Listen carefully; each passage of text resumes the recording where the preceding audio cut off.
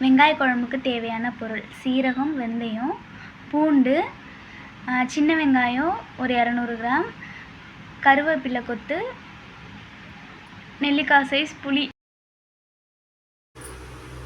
குழம்பு வைக்க தேவையான ஒரு பாத்திரம் எடுத்துக்கலாம். பாத்திரம் நல்லா சூடான பிறகு ஒரு 2 டேபிள் ஸ்பூன் ஆயில் சேர்த்துக்கலாம்.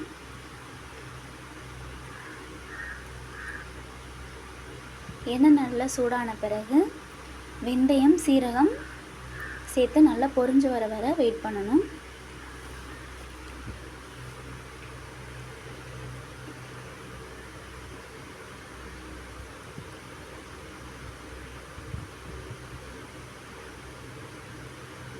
சின்ன வெங்காயம் சேர்த்துக்கலாம்.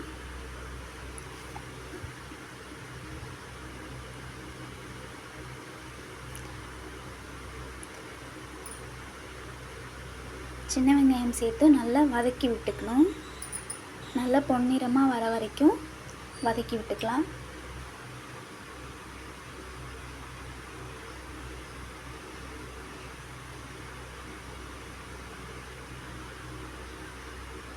வதங்கும் போது உப்பு சேர்த்துக்கலாம். நான் இதில் சேர்க்காம விட்டுட்டேன், நீங்கள் சேர்த்துக்கோங்க.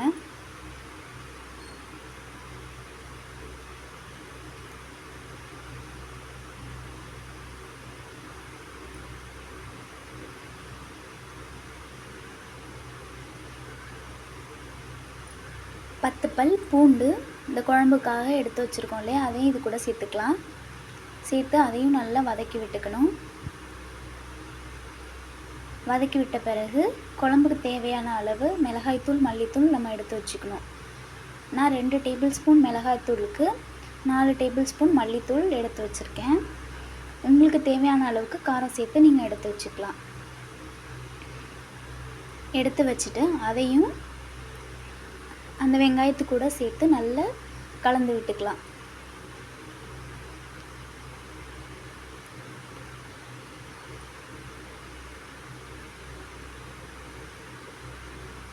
நல்லா இந்த மாதிரி கலந்து விட்டுக்கோங்க.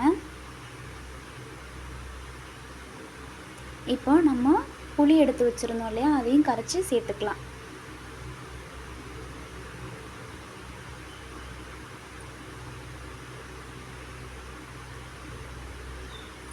மறுபடியும் அதே புளியில் தண்ணி ஊற்றி இன்னும் கொஞ்சம் தேவையான அளவு நம்ம சேர்த்துக்கலாம்.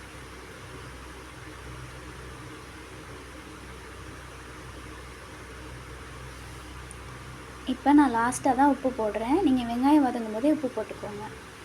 இந்த மாதிரி நல்லா எண்ணெய் பிரிஞ்சு வந்த பிறகு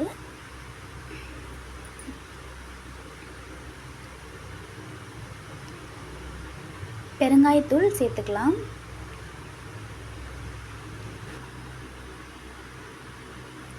பெருங்காயத்தூள் சேர்த்து நல்லா கலந்து விட்ட பிறகு எண்ணெய் பிரிஞ்சு வரணும். இது மாதிரி வந்த பிறகு பூண்டு, மிளகு உங்களோட காரத்துக்கு ஏற்ற மாதிரி நச்சு அதில் போட்டுக்கோங்க. லாஸ்ட்டாக கருவேப்பிலையும் நான் கடைசியாக தான் சேர்த்துருக்கேன். அது மாதிரி சேர்த்தோம் அப்படின்னா டேஸ்ட் நல்லா தான் இருக்கும். நீங்கள் ட்ரை பண்ணி பாருங்கள். அவ்வளோதான், மூடி போட்டு மூடி வச்சு ஒரு 10 நிமிஷம் கழித்து எடுத்து பார்த்தீங்க அப்படின்னா சுவையான வெங்காய குழம்பு ரெடி. இப்போ நான் காராக்கருணை பொரியல் செய்ய போகிறேன்.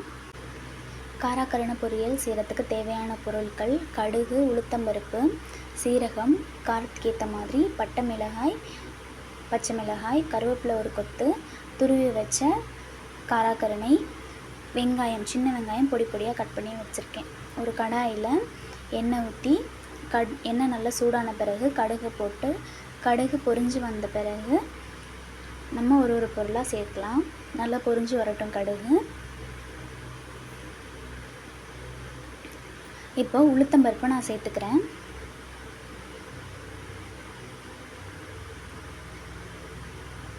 உளுத்தம்பருப்பும் நல்லா பொன்னிறமாக வரட்டும். நல்லா பொரிஞ்சு வந்துருச்சு அதுவும். அதுக்கு பிறகு பட்டை மிளகாய், பச்சை மிளகாய் சேர்த்துக்கிறேன் நான்.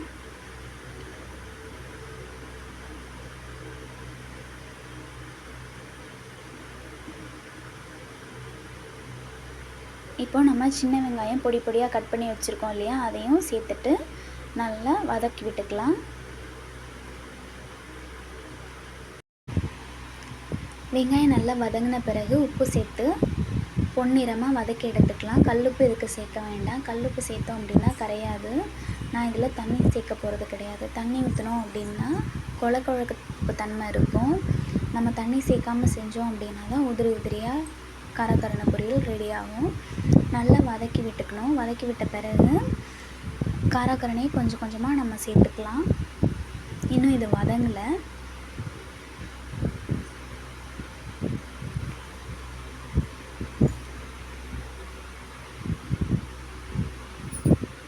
பொன்னிறமாக வதங்கிடுச்சு. இப்போது வதங்கின பிறகு கொஞ்சம் கொஞ்சமாக நம்ம சேர்த்து விட்டுக்கலாம்.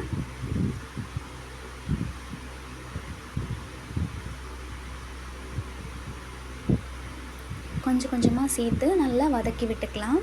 துருவல், காரக்கரண துருவலை. இது உடம்புக்கு ரொம்ப குளிர்ச்சின்னு சொல்லுவாங்க. இந்த வெயில் டைமில் இந்த காரக்கரண துருவல் சாப்பிட்றது ரொம்பவே நல்லது. நான் என் குழந்தைக்கெலாம் அதுதான் கொடுத்துட்ருக்கேன். நீங்களும் மறக்காமல் அதை செஞ்சு பாருங்கள்.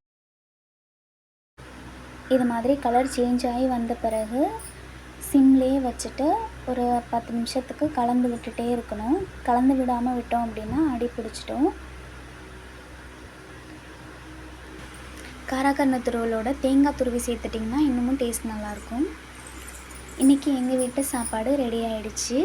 வெங்காய குழம்பு, காரக்கரண பொரியல். நீங்களும் மறக்காமல் ட்ரை பண்ணி பாருங்கள்.